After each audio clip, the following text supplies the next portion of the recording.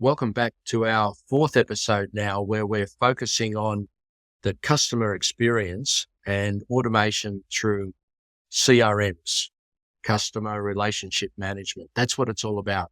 Your relationship with the customer. They're at the very center of your world. And if they're not, they should be.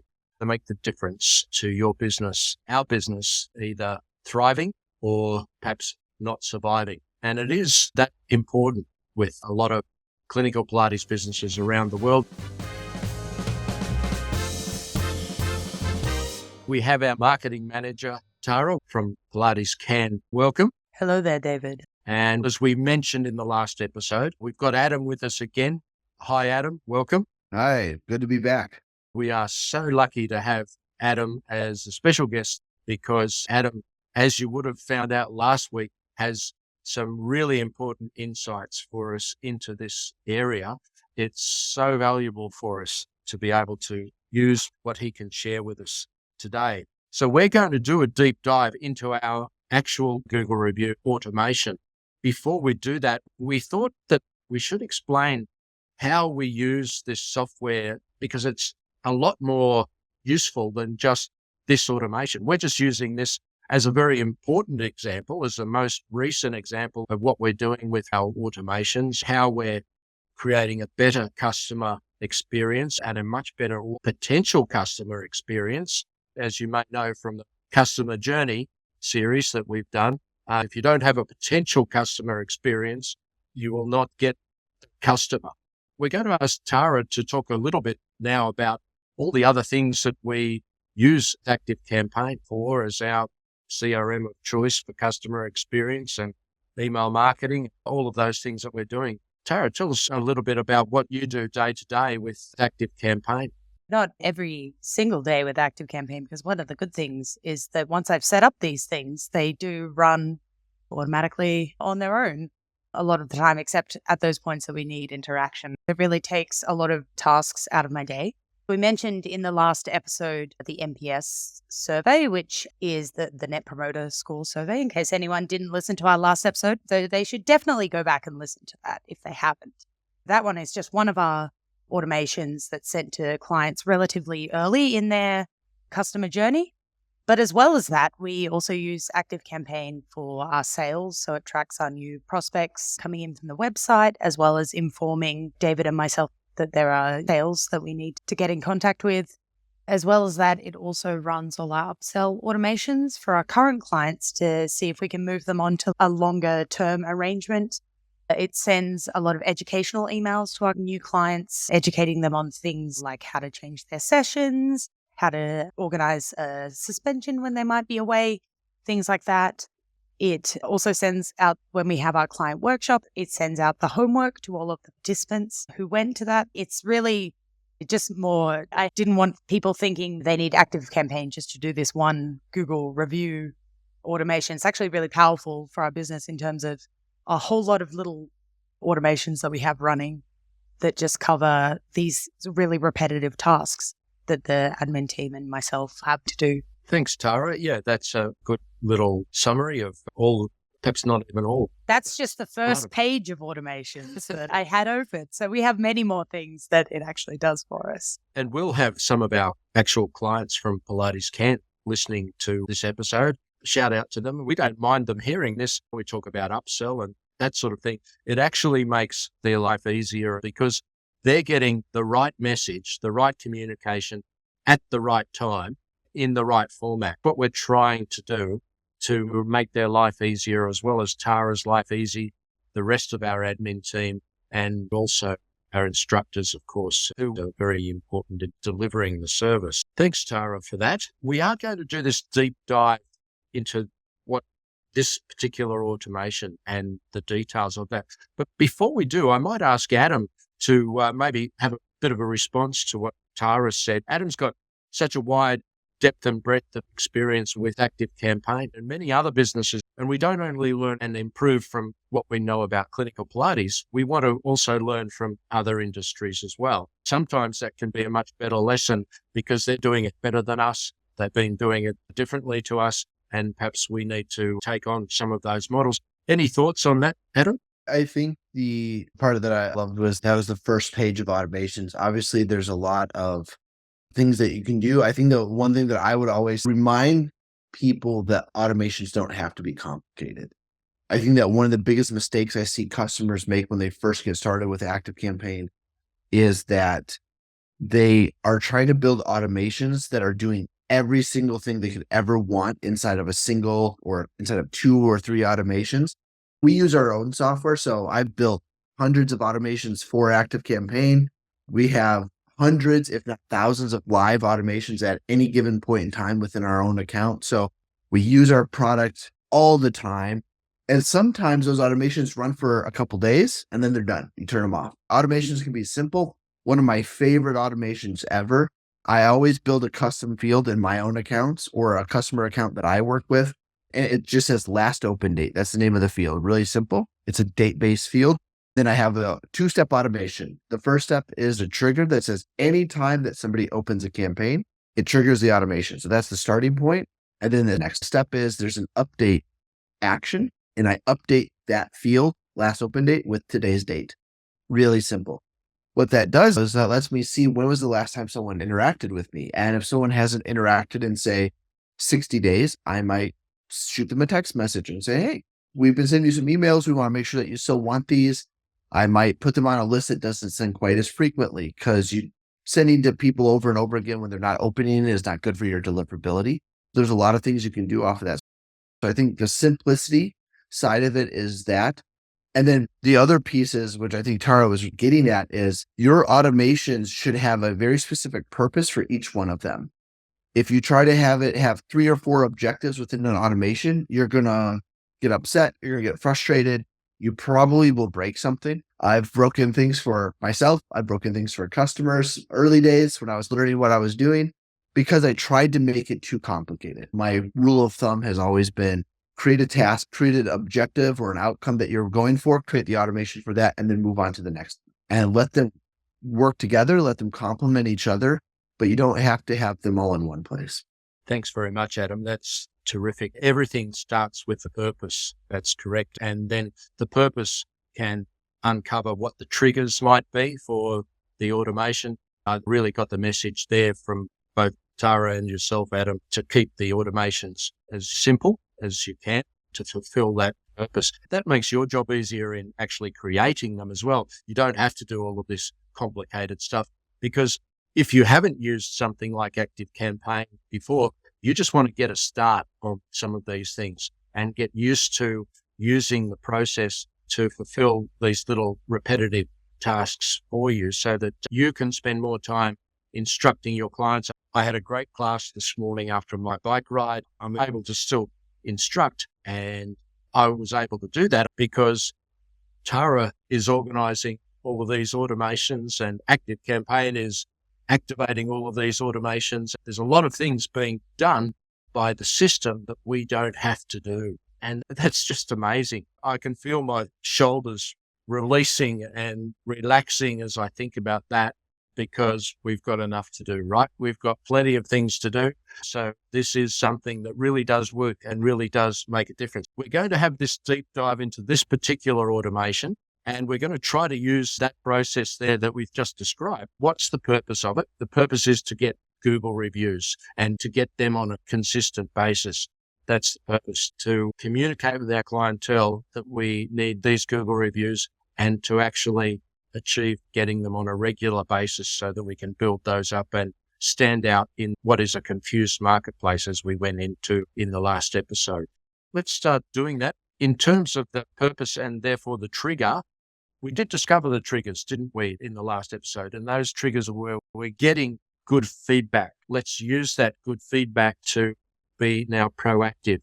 So that's the trigger. We've decided that proactivity will include the instructor knowing about that good feedback, knowing that we're going to be approaching the clients with emails and texts about Google reviews, asking specifically for a Google review so that we can give the instructor a bonus for actually providing the service. Is that about right? Is that the trigger?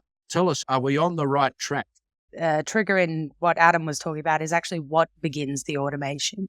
It's not like the trigger in our studio. It's how do the people get into the automation and start doing things. For us, it would be them being loaded to that list. We haven't talked about what we're going to do, but I do already know. We set up the automation with that trigger as how ActiveCampaign knows to put people into that automation. It might be when it becomes a specific date, or it might be when a particular field is added. If you have two different kinds of clients and a field can tell you which kind of client they are, they get sent an automation. I think that's the trigger that Adam was specifically referring to. You were totally right. And I should have made that more clear. I think I muddied the waters there, talking about purpose and then talking about triggers as if they were the same thing. And obviously they're not. So that's good that we can have that definition. That's excellent. Let's talk about that trigger specifically, because this is a deep dive into that automation.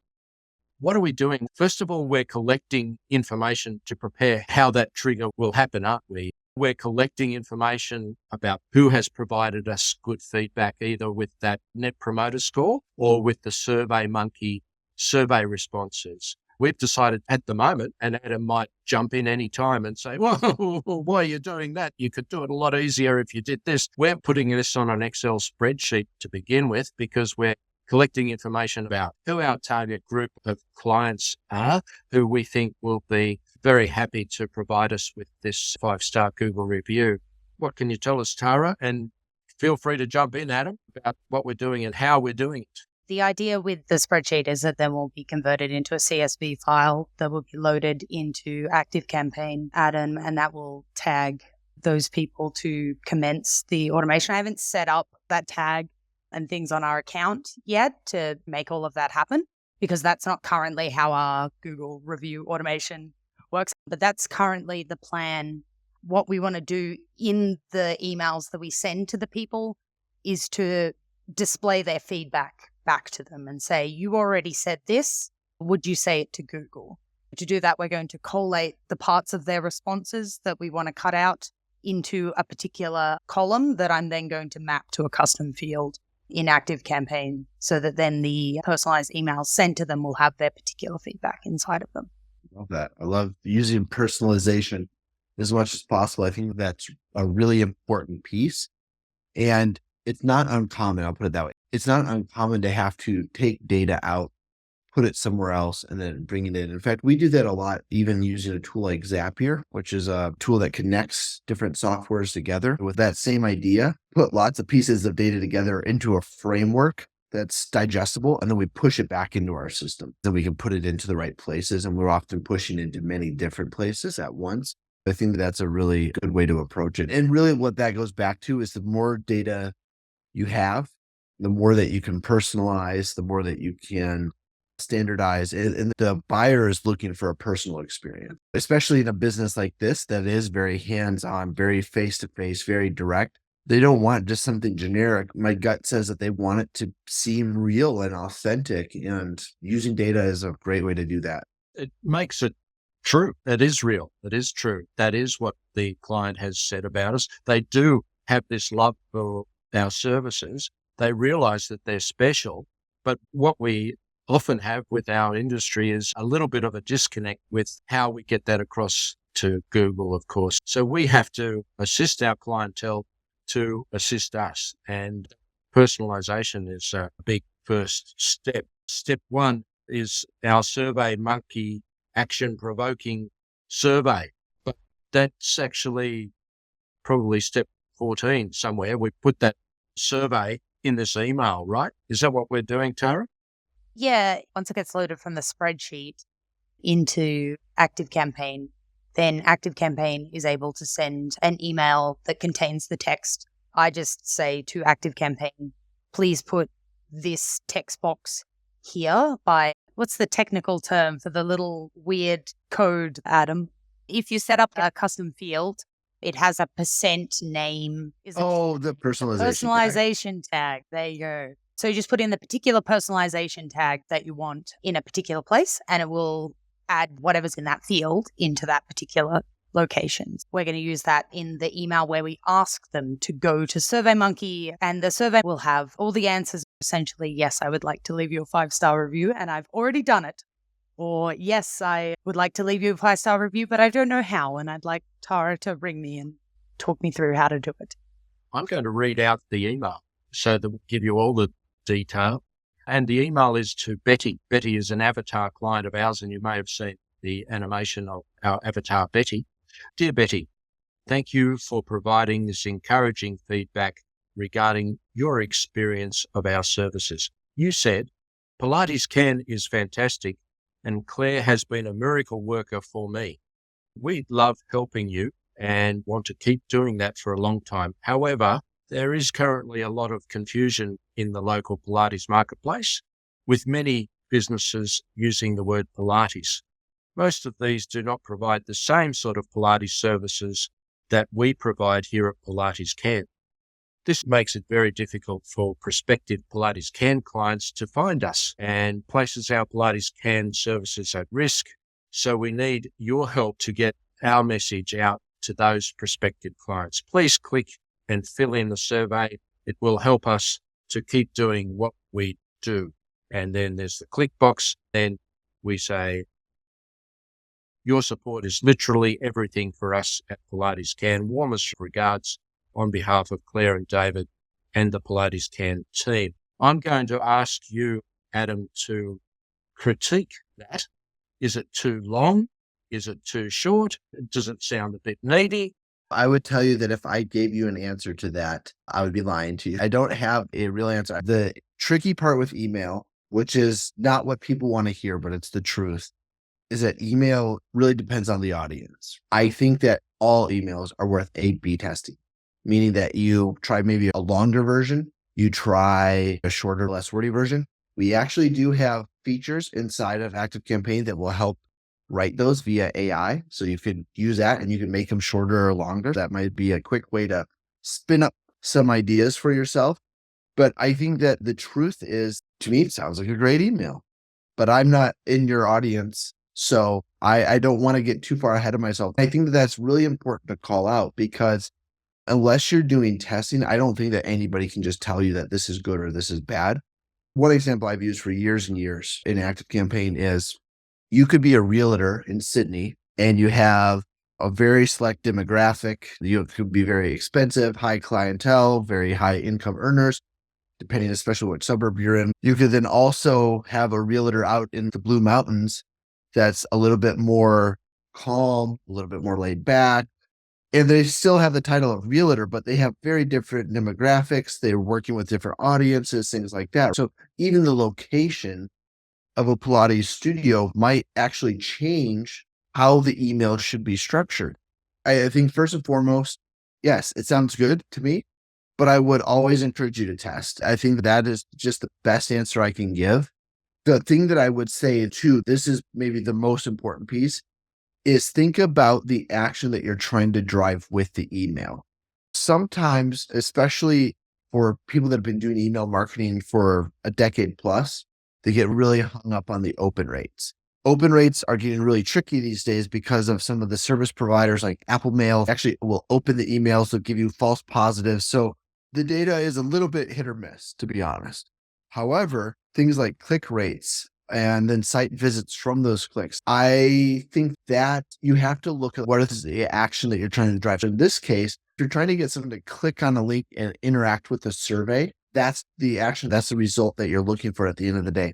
The other piece that I would just piggyback off of that is it's great if you have 5 or 6 links, but I would encourage you to have as few call to actions as possible.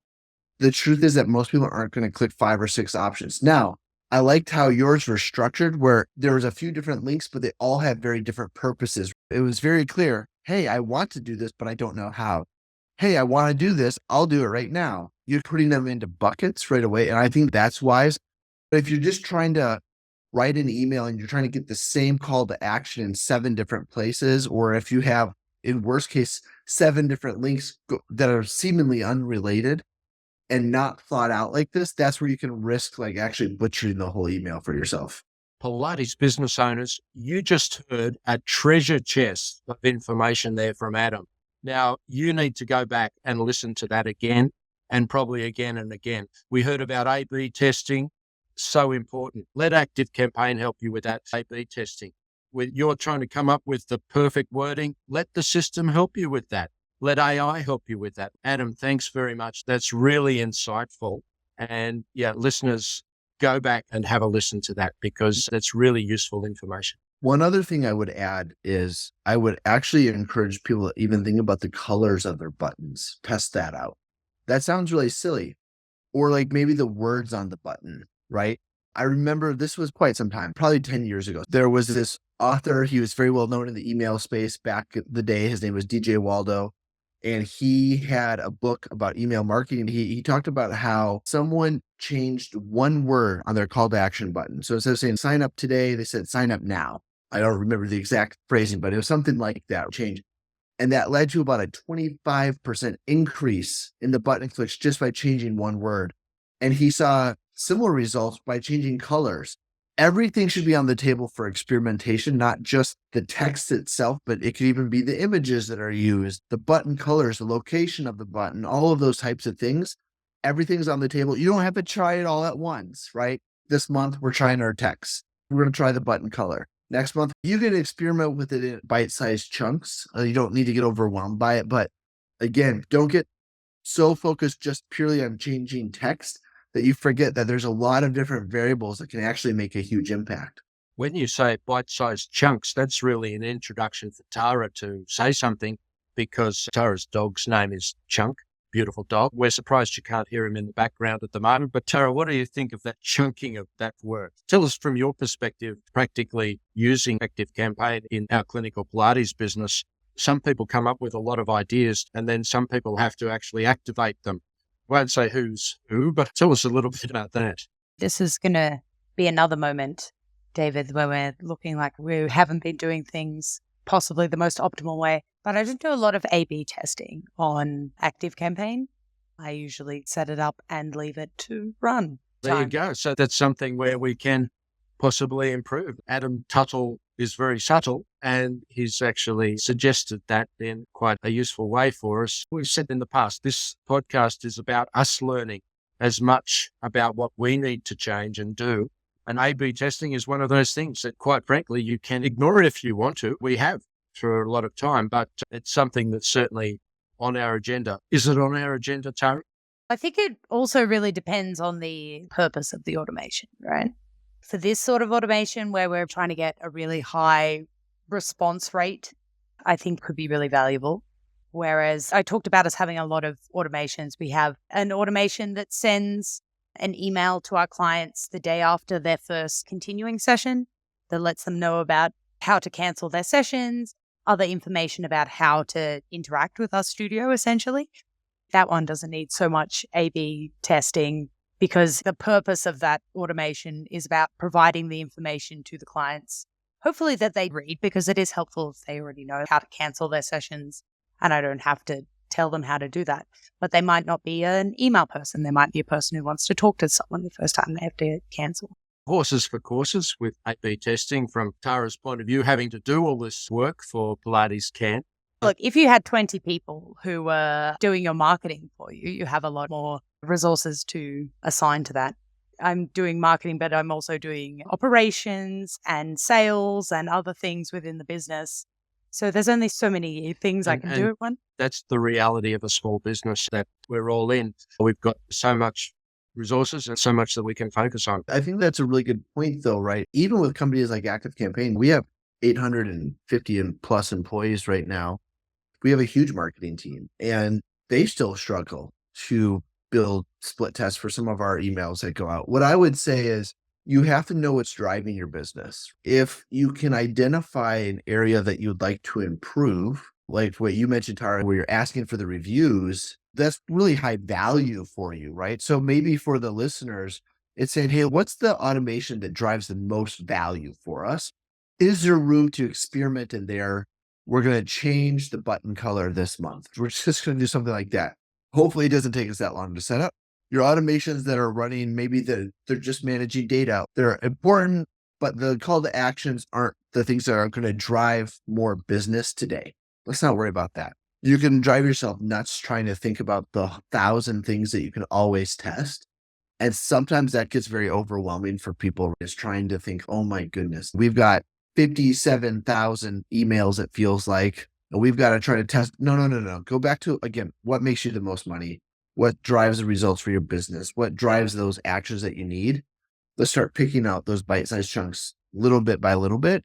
Maybe it's, hey, we're going to run our tests during these months when we're typically a little slower.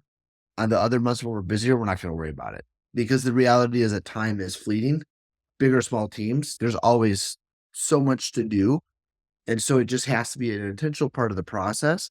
On the flip side of that, just to play devil's advocate against myself, if your email to leave a review for the NPS score or whatever it is has really high open rates, really high click rates, all of the good things, it's running fantastic. Maybe you focus on that tier 2 or tier 3 email sequence that is valuable to you and it's just not performing as high. The results aren't as good. And let's see, can we eke a little bit more out of that?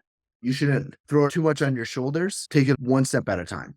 What a wonderfully useful conversation on A/B testing, which can be a dry subject, but not here on the Pilates Business Podcast. It's something that can be very useful to add to your bottom line if you focus on the right things. We're going to stop this 4th episode of our series about CRMs and the customer experience because we've given you a whole lot of extra information there. We've done a bit of a deep dive. In the next episode, we go to deep dive further into that same automation because there's still some other things that we can talk about. Please come back next week and you need to subscribe so that you know that next episode is coming out. Please go ahead. Can you hear that music coming on, Tara? I think I can hear that music coming on so that people have time to subscribe. We're going to be here next week. Adam's going to be here. Tara's going to be here. I'm going to be here. And we're going to go a little bit further into this particular automation and tell you exactly how you can go about doing this yourselves out there for your business.